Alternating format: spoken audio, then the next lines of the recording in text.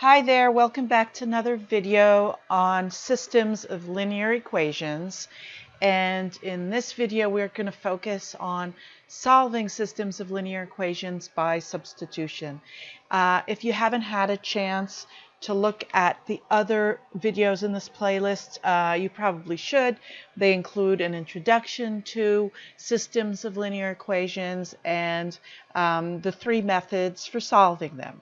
So as a reminder, what are systems of linear equations? Well, it's sets of more than one equation.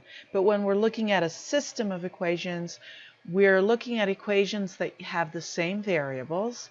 So for instance, in this example, we have two variables, x and y, and they are the same variables. So when we solve these equations, we have to solve them simultaneously. What that means is that we have to find a pair of x, y that solve both of these equations for the same value of x and y.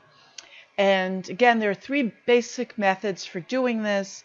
There's the graphical method, there's substitution, which we will do in this video, and there's one other method that is very similar to substitution, which is called elimination. And the three methods each will have a separate video in this playlist. So again, as a reminder, linear equations will include each variable to only one power. So we have this example here of two linear equations. And what does substitution mean? Well, in substitution, we're effectively trying to get rid of one of the variables and then to solve for just one variable, which is something we know how to do, and then go back and find the second variable. So how do we do this? Well, I wrote down the steps right here. They're basically 4 steps.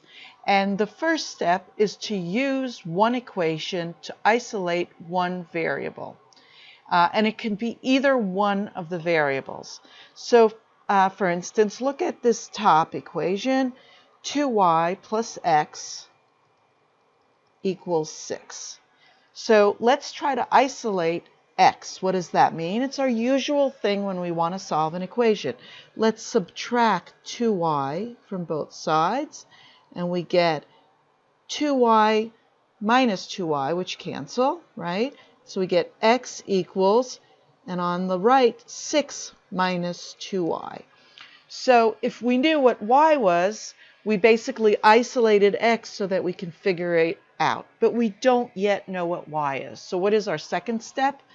The second step is to substitute the expression from the first equation into the second equation to get an equation with one variable. So what does that mean? Well, we isolated x here. We wrote out x as basically as a function of y, right? X equals something. So let's take this and substitute it in our second equation. So our second equation is 7x plus y equals 3. And we're going to write x equals 6 minus 2y in this equation. So we have 7 times, in parentheses, 6 minus 2y plus y equals 3. Let's simplify this by opening these parentheses. So we get 7 times 6, that's 42, minus, because we have a minus sign here, minus 14y, right? 7 times 2 is 14, so 14y, plus y equals 3. Now, let's group similar items, right? We have 42 and minus 14 plus 1y, so we have minus 13y equals 3. Okay, now we'll do just a little bit more work up here. Let's add 13y to both sides of this equation. So we have 42 minus 13y plus 13y equals 3 plus 13y. And so now these two elements fall, and we have 42 equals 3 plus 13y. And if we now subtract 3 from both sides, we get 39 equals 13y. Divide by 13, and we get y equals 3. So we've basically done steps 2 and 3, right? Because we solved the new equation. So we got this new equation by substituting x equals 6 minus 2y into our second equation. Remember, we got this from our first equation. So then we have to use our second equation. So we substitute what comes out of our first equation into our second equation. And we got this new equation here for y, which we solve, and we got y equals 3. Now we can go back to our substitution right there. If I'll write it down here. If x equals 6 minus 2y and y equals 3, it equals 6 minus 6, which is just 0, right? So our ordered pair, our result is x equals 0 and y equals 3. So that is how substitution works. Now, we could have started the other way. We could have said, well, instead of isolating x, let's isolate y. In this case, we would have had to take another step because we would have had to divide by 2. So that's why I chose to first isolate x. So now let's check our results by substituting our result 0, 3 in the two equations. Let's take the top equation, 2 times y is 3, right? Plus x, which is 0 here, equals 6. And this is indeed correct. What about our second one?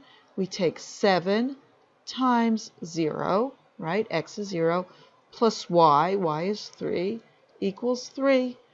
The 0 cancels, and this is correct. To compare this to the graphical solution, you can see here are graphs of these two equations with y in our up axis and x in our horizontal axis, and you can see that they intersect right here.